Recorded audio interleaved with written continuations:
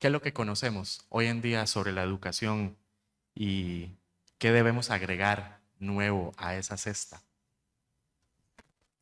Muy bien, la primera pregunta es bastante provocadora. La primera reflexión que les planteo esta mañana es que nadie enseña nada a nadie que ya no lo sepa. Parece una contradicción. Se supone que toda experiencia educativa es una experiencia primera a la que determinado. Sin embargo, cuando nosotros observamos el comportamiento de las sociedades, solemos tener un problema, que no sabemos qué es lo que cada persona, cada grupo colectivo en un aula ya sabe antes de que nosotros comencemos a enseñar. Y para explicarles de una manera sencilla, hoy el mayor centro tecnológico en informática del mundo está en el sur de la India, en Bangalore. El mejor politécnico de formación de ingenieros informáticos tiene la India en el sur. Y mucha gente se pregunta, ¿por qué Bangalore? ¿Por qué no en Calcara, no en Bombay, no en Delhi? Y la respuesta es muy elemental. Cuando los británicos fueron potencia colonial en la India, tenían grandes problemas para encontrar a buenos administradores con buenos conocimientos en matemáticas. En el norte, donde ubicaron sus sedes administrativas, no había la cantidad suficiente para desempeñar la tarea. Hasta que uno le dijo, ahí en el sur, a casi 1000 kilómetros, hay una población acostumbrada al comercio, al intercambio de bienes y servicios, a la multiplicación y división, que tienen una gran capacidad para esto. Los de Bangalore, acostumbrados al comercio más que los de Calcara o de Delhi, tenían un potencial increíblemente grande y sobre esa plataforma colocaron otros conocimientos años después del proceso de descolonización de la India y hoy tienen 50.000 graduados por año, de los cuales 48.000 se los lleva Estados Unidos con visa de trabajo anualmente. No es casualidad que una de las grandes empresas de Silicon Valley esté manejado por un indio y que varias empresas de informática tengan también a gente venida de esa India tan injusta, tan desigual, tan dividida en castas, donde hay 600 millones de seres humanos que nunca podrán elevarse de la condición en la que se encuentran simplemente porque han nacido en la casta equivocada de ese sistema, reitero, injusto de la India. Entonces, una primera cuestión que tenemos que preguntarnos cuando empezamos la tarea educativa, ¿qué es lo que sabe Costa Rica? ¿Qué es lo que sabe el Paraguay de antemano, agregado como un valor a lo largo de generaciones que han venido de manera constante colocando un elemento más en esa capacidad y en esa tendencia? Cuando los británicos tuvieron un notable problema administrativo con sus colonias, uno de los asesores de la reina Victoria le dijo, la única solución que tenemos es que uno de tus hijos se case con la familia real holandesa. Los mejores administradores del mundo son holandeses y nuestro problema colonial es un problema de carácter administrativo. Terminado lo cual, la reina hizo los arreglos suficientes para que uno de sus hijos se casara con la corte de Orange y con eso el despegue de capacidades que tuvo Inglaterra fue realmente muy enorme. Entonces, cada país tiene unos perfiles que les permite saber cuál es la tendencia. Nunca como maestros nos preguntamos qué es lo que ya sabe el alumno, la familia, el entorno, para poder agregar sobre eso capacidades nuevas, incluso por regiones en países. Hay veces que en un pequeño país, como puede ser Costa Rica o Paraguay, hay regiones que tienen más capacidades orientadas a la matemática, otras a las ciencias naturales, otras a las ciencias físicas, y nosotros nunca hemos hecho un mapeo de aquello que conocemos y sabemos y agregamos conocimientos tras conocimientos por iguales a los mismos alumnos de todas las regiones, lo que no supone agregarle un valor. Creo que hay habilidades básicas sobre las que no deberíamos innovar los educadores. La mejor formación posible en lectoescritura, la mejor formación posible en matemáticas hasta el 9º grado es fundamental. Yo creo que con esa base le agregamos todo lo que dijo Claire en el sentido de disciplina, de voluntad, de jerarquía, de esfuerzo, de empatía, de sensibilidad, de humildad, de todos esos elementos que permiten sobre esa base matricial comenzar a crecer para hacer realmente el proceso educativo mucho más fascinante en todo. Y hay una cosa que es muy importante, que es despertar la curiosidad. Me pareció fascinante empezar con este paseo en un picnic. Y las dos primeras cosas que salieron fueron un libro sobre Marruecos y un bloqueador solar. Parecieran coincidencia. La primera universidad del mundo se fundó en Marruecos, mucho más que la de Oxford hace 1100 años y cosa parecida. Los marroquíes estaban muy adelantados en conocimientos y le dije cuál era el elemento diferencial cuando visitamos Marruecos que permitió que ellos estuvieran por adelante. Y me dice el gran apego y la gran fascinación y la gran alegría de aprender y enseñar matemáticas.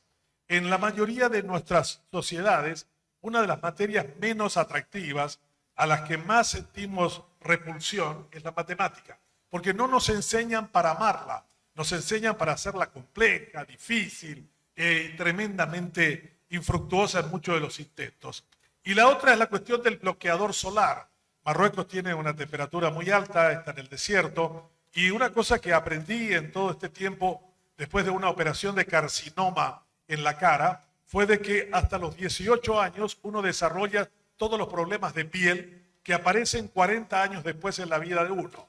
Si alguien me hubiera enseñado a tener que usar un sombrero hasta los 18 años, probablemente no hubiera desarrollado esa enfermedad. O sea, si tuviéramos la capacidad de poder entender las tendencias y no quedarnos perplejos ante ellas, si pudiéramos sentir el despertar de la curiosidad y de que cada elemento que aparezca como tal nos despertara la mayor cantidad de relacionamientos con otros planos de curiosidades posibles, la educación nunca va a terminar de ser notablemente atractiva y sugerente. La educación es el único invento original del ser humano. Todo lo demás ha sido inventado a partir de ella. Es ella la que ha supuesto que lleguemos a la luna, que desarrollamos la inteligencia artificial, la nanotecnología. La educación en realidad es un invento original del ser humano que ningún grupo animal ha podido desarrollar jamás en las características que tenemos en la actualidad. Pero para eso, curiosidad, para eso, lectoescritura y matemáticas básicas y por sobre todo, la fascinación de poder saber y disfrutar del saber. En educación, cuando hablamos de cambio, ¿a qué nos estaríamos entonces refiriendo? Yo creo que el cambio, y fundamentalmente, es la característica del tiempo actual.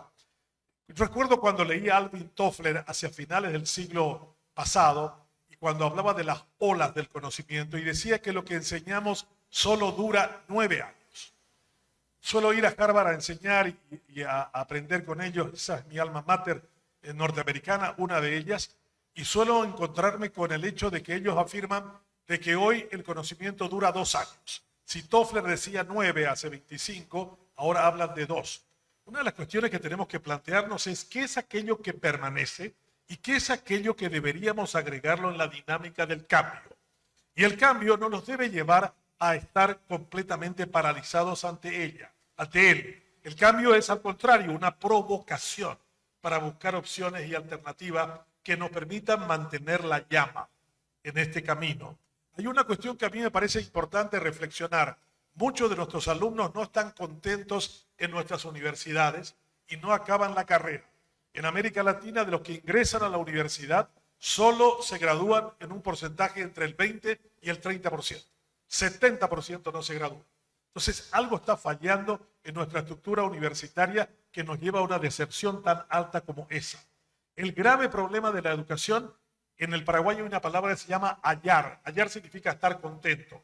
Entonces, los niños no se hallan en la escuela y ahora el Estado tiene que darles de comer para retenerlos. Hoy el tema hay que hacerlos pasar de grado, no hacerlos repetir, porque eso significará que dejará de continuar en la escuela.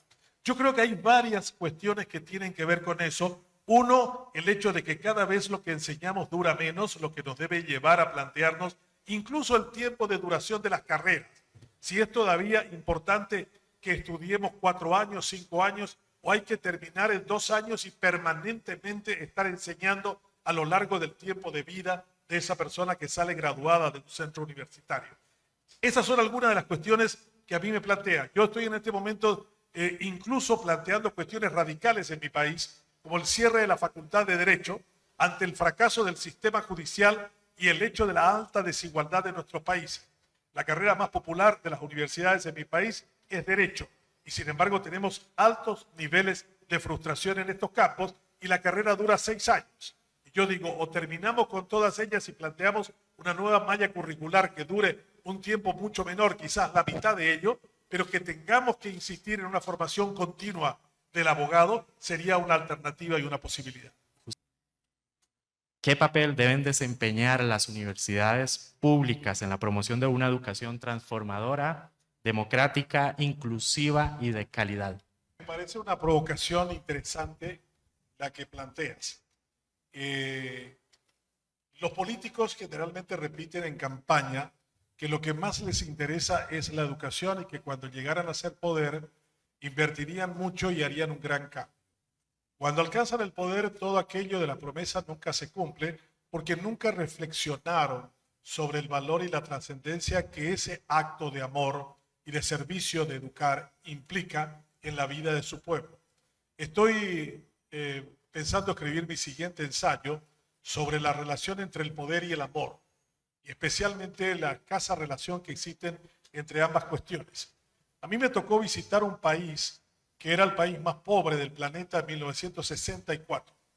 Era más pobre que Haití, un ingreso per cápita de $154, que porque era el centro del narcotráfico, la piratería, la desigualdad, decidió finalmente, en vista que sus gobernantes no podían administrar el país, vendérselo a su vecino Malasia. Malasia compró Singapur en 1964 y cuando vio que no podía modificar nada de ese país que estaba quebrado en todo el sentido de la palabra, se los devolvió a los de Singapur. Y los de Singapur tuvieron una persona extraordinariamente revolucionaria en el mundo, no solo para Singapur, que se llamaba Lee Kuan Yew. Y Lee Kuan Yew hizo el salto más grande que haya hecho la humanidad, de ser el país más pobre del planeta a ser hoy el país más rico del mundo. Cero corrupción, cero criminalidad, los mejores gestores del ámbito público. A mí me tocó escribir un artículo en una revista de Harvard criticando el modelo autoritario de Singapur y el Ministerio de Relaciones Exteriores me dio una invitación para ir a Singapur, todo pagado por ellos el tiempo que quisiera, porque se sintieron muy ofendidos. Venga usted, doctor Fernández, y quédese 1 año, 2 años, 3 años para que vea lo que hicimos.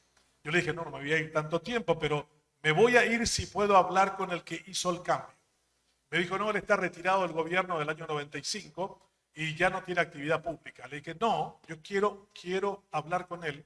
Finalmente me permitieron conversar después de la visita de 45 días y le dije, Chairman Lee, ¿cuál es la clave detrás de todo esto? ¿Cómo hicieron que este país sea el mejor país en educación?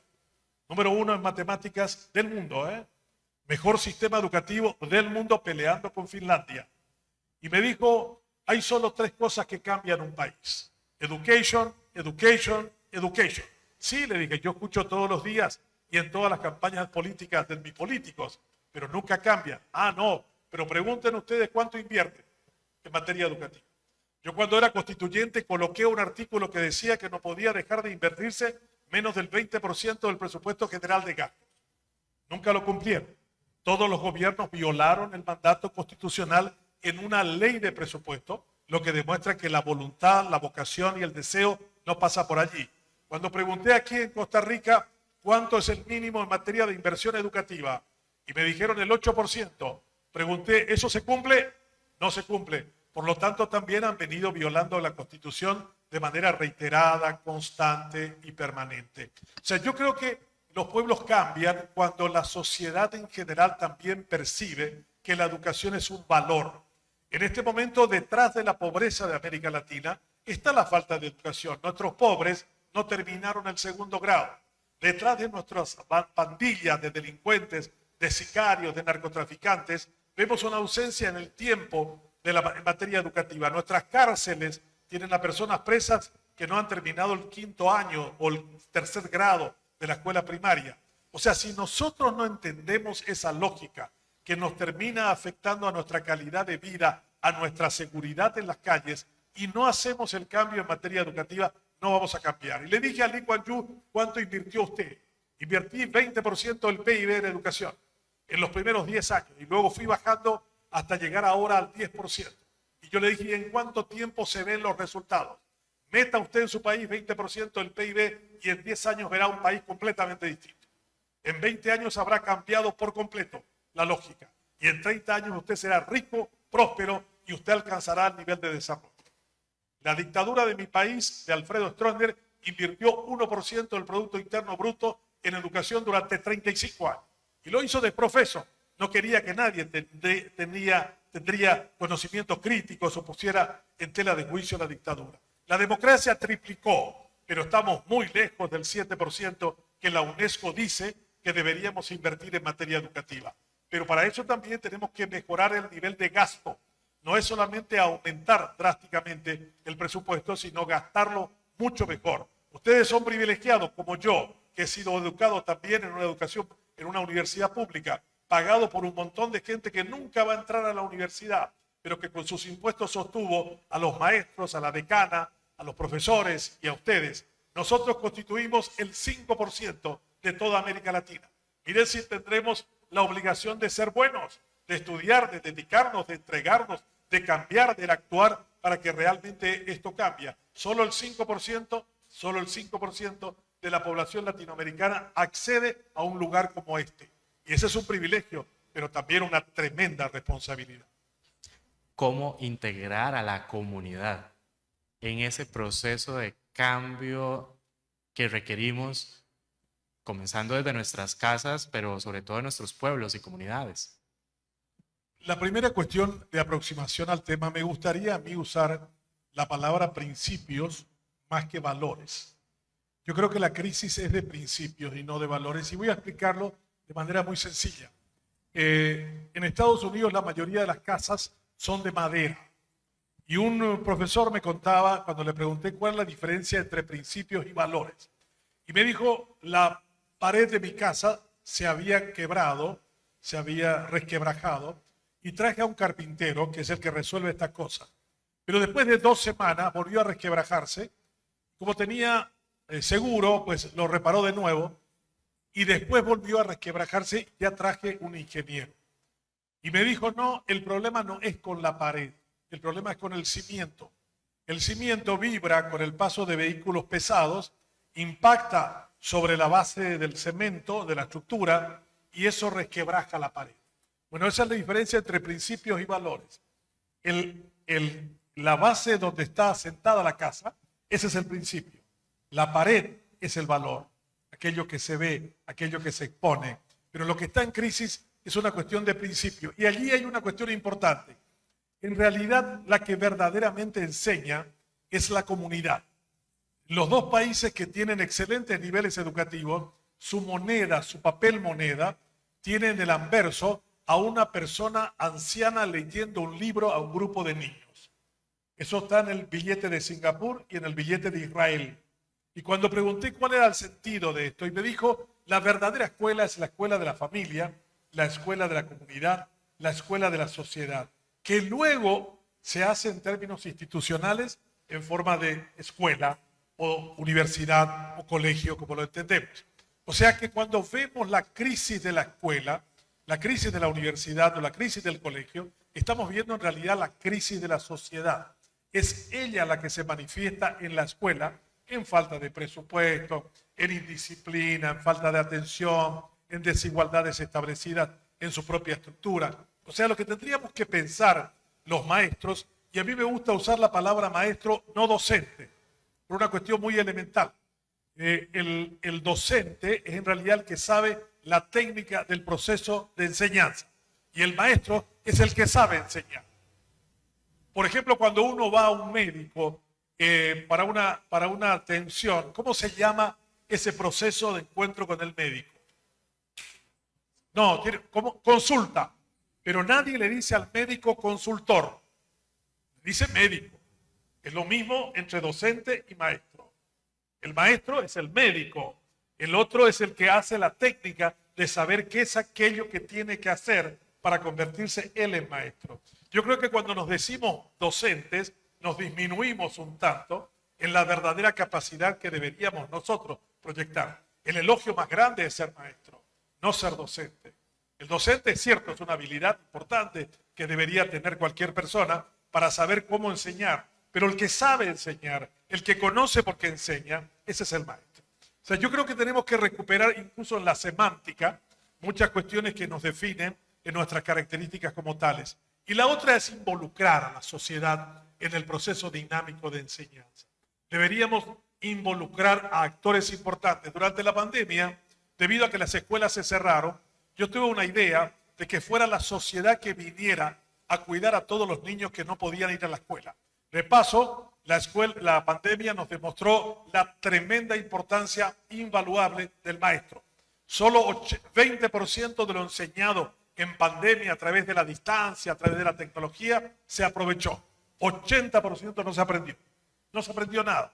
Yo dije, ¿cuánta gente en una cuadra hay gente que sabe y que probablemente podría cooperar en este momento?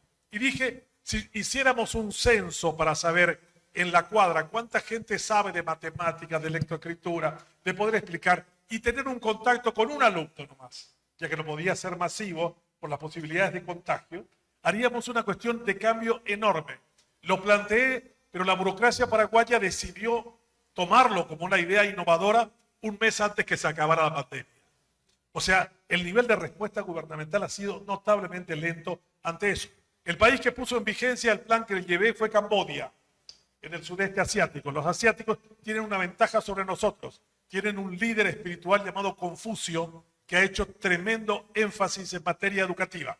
Él dijo, la dinámica social se basa en la educación, la bondad se basa en la educación, la humildad en la educación. O sea, un hombre que martilló la educación.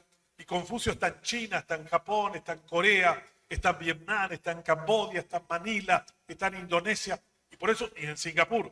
Por eso esos países tienen la educación en su gen, que determina una variable que no tenemos nosotros. Pero yo diría que tenemos que involucrar, la escuela tiene que salir a conquistar la comunidad. Y con la comunidad tiene que plantear las bases que permitan que aquello que enseñamos se mantenga como valor y que transforme el principio. ¿Cómo darle en esa nueva aventura de cara al futuro el valor a lo aprendido y enseñado, tanto para los estudiantes como para las personas educadoras? La educación es un mensaje que enviamos a un futuro que no vamos a ver. ¿Eso qué significa? Que si nosotros creemos que el futuro es 3 años, 10 años, 20 años, no. Lo que nos debemos interpelar profundamente los que estamos metidos en el ámbito educativo, ¿cuál es la educación que queremos para ese futuro que no vamos a ver? Entonces, ¿qué es el mundo que ambicionamos observar? Un mundo más equitativo, menos desigual, más empático, más generoso, más entregado al servicio, como la estatura y el nivel más alto del amor. ¿Qué es lo que queremos hacer con la educación? Queremos ser más ricos, queremos hacer valer nuestra sociedad en un tamaño mayor. Recuerdo una vez en un viaje a Corea, mi guía era un maestro y le dije, ¿por qué eres maestro en esta sociedad que ha hecho tanto énfasis en la ingeniería informática, en la tecnología? Ustedes son un país próspero en ese sentido. Y me dijo, hay una cosa, Benjamín, que ninguna persona en este país podrá tener que tengo yo como maestro. Yo cada vez que voy a tomar el metro desde mi casa, paso por una serie de tenderos que venden un montón de cosas y ciudadanos comunes que se persignan ante mí y me saludan, buenos días maestro, buenos días maestro. Eso me lo hacen desde mi casa hasta la entrada al metro. Y cuando llego a la casa de mis padres bajan la cabeza y me dicen el elogio más grande. Qué felicidad tenemos en tener un hijo maestro. O sea, el maestro tiene que tener también valoración social, tiene que ser alguien trascendente en la sociedad. Cuando Diego me presentó como el hijo de una maestra, mi madre tiene 92 años y todavía cuando voy a los lugares en donde ella enseñó, yo no soy el hijo famoso que creo ser. Yo soy simplemente el hijo de la maestra doña Petronila. O sea, mi mamá es mucho más importante que yo frente a la sociedad que todavía la recuerda. O sea, los maestros realmente tenemos una trascendencia tremendamente importante que no nos damos cuenta. Este no es un oficio para cualquiera. Este no es un trabajo de cualquiera. Este es el trabajo más importante en la sociedad. Lo que nosotros hacemos en la cabeza de los niños, de los jóvenes, es lo que realmente va a ocurrir y va a pasar en el futuro. La maestra o el maestro que hace bien su tarea está aclarando el futuro. El que no lo hace, el que ingresa simplemente por un salario o porque no tiene ninguna otra actividad a que dedicarse, sencillamente está traicionando el origen y la razón fundamental de ser maestro. Yo creo que el futuro nos tiene que volver a retornar en esa capacidad, en volvernos a reconocernos como actores centrales del desarrollo de la sociedad. Una cuestión que es importante, que hay que recuperar el prestigio social que el maestro debería tener en cualquier sociedad, que no lo tenemos en la actualidad. Las 4 profesiones centrales de cualquier república están ejercidas muchas veces por personas que decidieron ser profesionales en esas áreas porque no tuvieron otra opción en la vida. Una especie de perdedores sociales que decidieron ser policías, que son los que cuidan la calle, militares que cuidan las fronteras, maestros que cuidan la mente, curas o pastores que cuidan el espíritu. Las 4 profesiones centrales no están ejercidas por los mejores y por los que tienen una verdadera vocación de trabajar en estas áreas sensibles, de cuidar el alma, de cuidar el cerebro, de cuidar la calle, de cuidar las fronteras.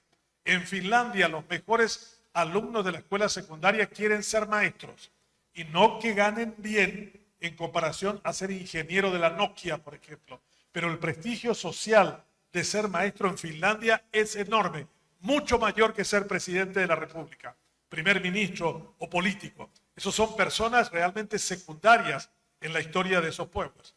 Cuando se creó el primer colegio público en mi país, después de la guerra de exterminio que pasó el Paraguay de 1870, se hizo una licitación para el director del colegio.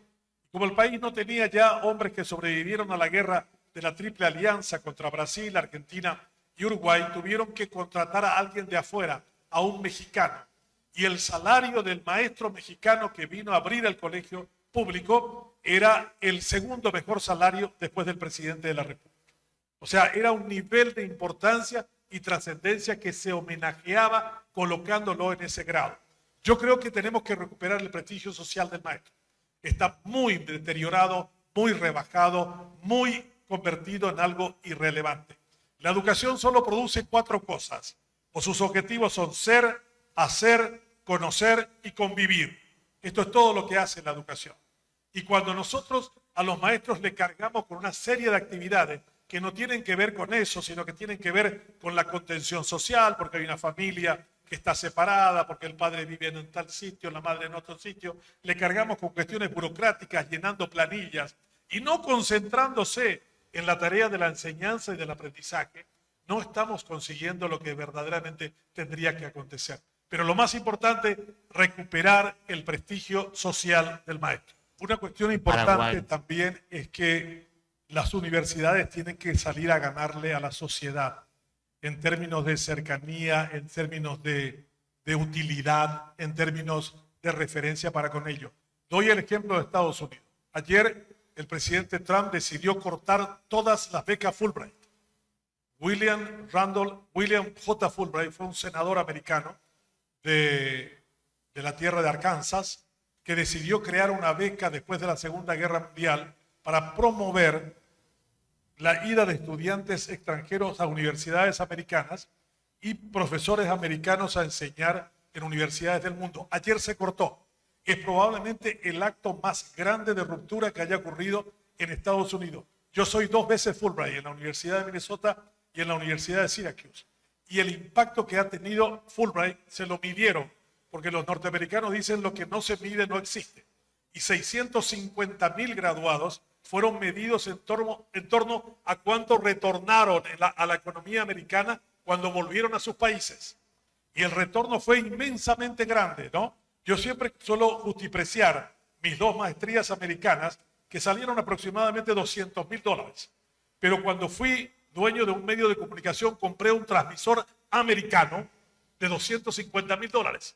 O sea, solo una operación comercial llegó a pagar toda mi formación en Estados Unidos porque conocía la marca, porque conocía el lugar donde se hacía, porque sabía cómo se hacía.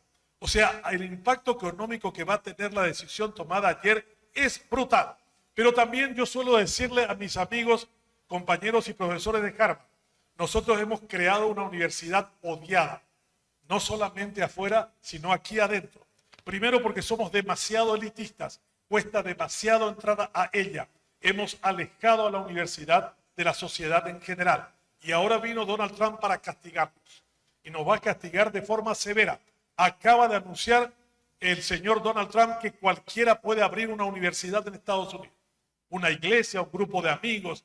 El sistema regulador de universidades, que era bastante duro en Estados Unidos, ahora ha dejado de existir. ¿Y por qué? Porque Donald Trump, un resentido enorme a quien le privaron de tener su universidad con su nombre en el organismo regulador, dijo, ahora me voy a vengar. Ahora voy a decir que cualquiera que quiere hacer una universidad lo va a hacer. Y vamos a tener universidades de garage por millones en Estados Unidos en los próximos 4 años, tirando el nivel educativo más para abajo. Pero creo que tenemos que volver a ganarnos la calle, ganarnos la sociedad, ganarnos la comunidad, convivir y hacer cosas con ella. Eso es una llamada de atención definitivamente también para nuestro país. ¿Cuál es el reto más importante a nivel educativo para Paraguay en este momento? Reconstruir el sentido de proximidad y de proximidad.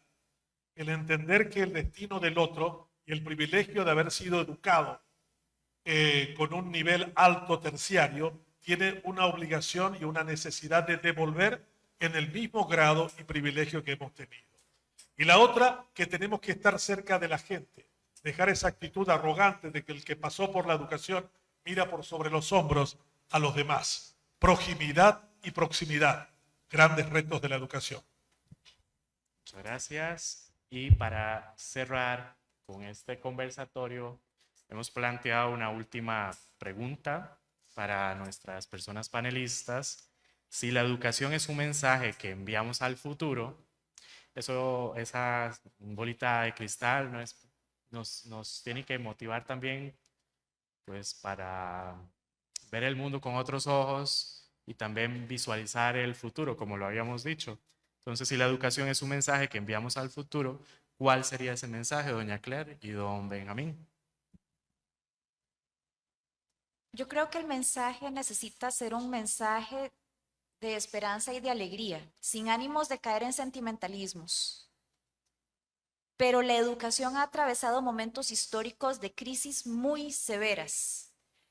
Y la crisis humanamente existencial que estamos viviendo en este siglo puede llevarnos a un pesimismo que nos termine de hundir. Gilles Deleuze era uno que decía, el poder necesita cuerpos tristes porque la tristeza puede dominarla y la alegría es resistencia. No me refiero a un positivismo tóxico, ¿verdad? A un decir con una venda en los ojos, ay, todo va a estar bien. No, el futuro hay que trabajar. Pero así como se trabaja ese futuro, el mensaje hacia el futuro fue, no bajamos los brazos, ¿verdad? Y nos vemos al otro lado. El futuro para mí se define en una palabra que es responsabilidad, que tiene un origen romano, latino. Res significa cosa y pondere significa valorar, ponderar. O sea, responsabilidad significa valorar una cosa. Yo creo que tenemos que volver a revalorizar, a ponderar, a darle una trascendencia superior a la educación. Pero no la que se repite como un cliché, no en términos electorales y que a veces presumimos de ella, pero sin embargo no queremos gastar en ella. A mí me ha tocado escribir muchos libros y en la mayoría de los casos la gente dice, regálame tu libro. No, nadie piensa de que el libro ha sido un trabajo intelectual que merece ser recompensado. Nosotros vemos a nuestros intelectuales muriendo de pobreza notable porque no tienen recursos ni medios que le permitieron poder construir un futuro mejor. Yo creo que tenemos que volver a ser más responsables con la tarea privilegiada de ser artífices del desarrollo educativo de carácter de futuro.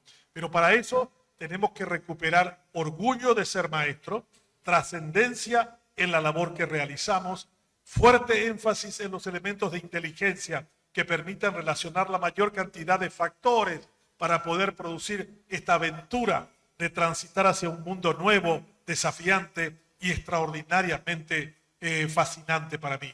Yo creo que esta aventura podría resumirse en esa palabra, fascinación, no la perplejidad de Maimónides, sino por sobre todo la posibilidad de la dinámica que nos permita encontrar en nuestro trabajo no solo el orgullo, no solo el amor, no solo el servicio, sino por sobre todo el compromiso, la responsabilidad de diseñar ese futuro. ¿Quién quisiera hacer uso de la palabra y plantear alguna pregunta, algún comentario? Muchísimas gracias por permitirme hacer la pregunta. Hay algo muy importante. Hoy esta mañana veo el auditorio lleno de jóvenes y los jóvenes son el presente y el futuro. En sus manos está que todo lo que hemos hablado esta mañana cambie y cambie para bien, porque ustedes serán los que van a recibir lo que va quedando en las diferentes etapas. Yo lo oí a usted, doctor, en CR hoy, hablar de que el 8% del presupuesto de la educación es factible. Hoy, ante tantos gobiernos demagogos y populistas como los tenemos en América Latina, quisiera que usted pudiera explicar más ampliamente cómo usted visualiza que ese 8% sí existe, porque todo lo que oímos todos los días en la radio, en la televisión y en las noticias es que no hay presupuesto. Y es muy importante que todos estos muchachos hoy comprendan cómo es posible ese 8% para la educación y tal vez hasta más. Pero el Producto Interno Bruto de un país es todo aquello que tenemos acumulado como elemento de riqueza. El café es parte del Producto Interno Bruto, los elementos de instrumentales médicos que ustedes hacen aquí, el desarrollo de microchips, todo eso es parte del Producto Interno Bruto. De esa cantidad, el 8% es lo que tendría que estar destinado en educación según lo manda la Constitución de ustedes. Esa es una cuestión importantísima. Eso crearon ustedes un techo enorme. En el Paraguay pusimos del presupuesto. El presupuesto no es el Producto Interno Bruto. El presupuesto es mucho menor que el PIB. En Paraguay el Producto Interno Bruto es 42.000 millones de dólares y el presupuesto es 15.000 millones de dólares. O sea, 1.000 millones de dólares es el presupuesto asignado en educación. A mí un par de presidentes me ofrecieron ser ministro de Educación y yo le dije, yo voy a ser ministro de Educación si duplicas tú la inversión en materia educativa. Vamos de 1.000 a 2.000 millones de dólares, vamos de 3.4 a 7%. Y me dijo uno que fue presidente después, ¿de dónde saco la plata? Y le di la fórmula que tenía que sacar el dinero. Le dije que se deje de robar. El robo anual en licitaciones de bienes y servicios es 2.000 millones de dólares. Si dejáramos de robar, tendríamos suficiente para duplicar la inversión educativa y duplicar la inversión en salud. Solo en dejar de robar. Si tuviéramos más efectividad en la evasión impositiva, podríamos tener otros 2.500 millones de dólares. Y con eso está resuelto el problema. Me dijo, pero eso tengo que hacer yo la tarea. Claro. Un ministro de Educación no es más que un operador de un presidente que está convencido de la educación.